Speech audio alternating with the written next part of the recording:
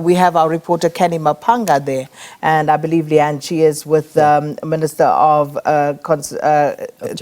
Correctional Services, Minister Ronald Lamola. So let's cross over to Canny. Well, good morning to you, Sakina, Leanne, and the viewers at home. Indeed, I'm joined by the Minister of Justice and Correctional Services, Mr. Ronald Lamola, who's just wrapped an announcement, into the Zuma incarceration matter, confirming that he did report back to the facility at 6 a.m. and was released at about 7:30 a.m. as part of the special remission program that has kicked off today by DCS. Just to deal with the time issue, I'm going to start with the Minister first before we wrap up the briefing today. Minister, thank you so much for joining us. I think the major concern behind the SCA, legal challenge of the former president's medical parole was that he is being seen as above the rule of law. Could you address that issue, especially now that we are seeing that he arrived at the facility at 6 a.m. and he was processed in less than 2 hours to alleviate, this overcrowding issue? But for some, it may seem that you may have been avoiding further issues. Could you elaborate on that? Yeah, he is not above the law, and that's why the National Commissioner took a decision that he must come back.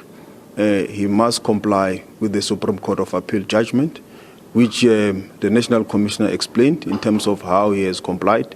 So he is not above the law. And also, he is currently undergoing trials in the country, and there is no interference from anyone.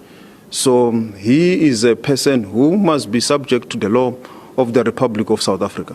But as I've said in the press briefing, we are currently having a situation in our correctional facility that started in April with regards to when we lost and edited our bed capacity.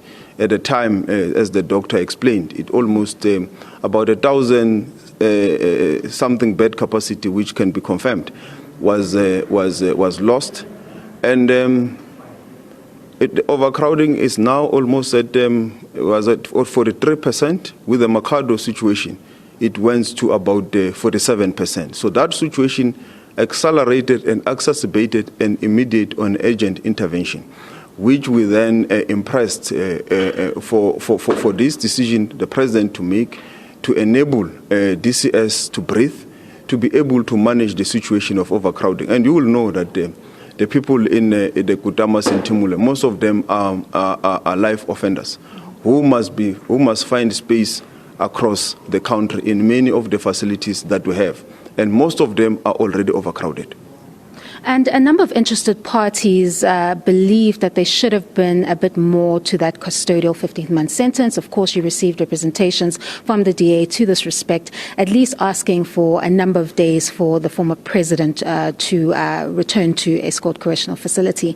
Now, you've said that you don't believe that this decision, is going to face any legal scrutiny, but we know with executive decisions, they're not absolute and they can be taken on review. Do you have any concerns or fears regarding that may be happening in the next coming days? No, I did not say that. I said that the decision followed all the processes and that the decision is in compliance with the Constitution in terms of the powers of the President, in terms of granting special remissions. So that has been done in line with the law and in line with the Constitution. So obviously it's a constitutional and a democratic country where people may challenge a decision. But we, from our side, we believe that the President has taken a decision in line with the Constitution, and it can be shown through the paper trail when this process started and what led to the decision we have today. All right, thank you, Minister of Justice and Correctional Services, Mr. Ronald Lamola, just giving us his time following that briefing, confirming that former President Jacob Zuma is one of the just over 9,000 beneficiaries of the Special Remission Program. It's over to you. Let's take a break.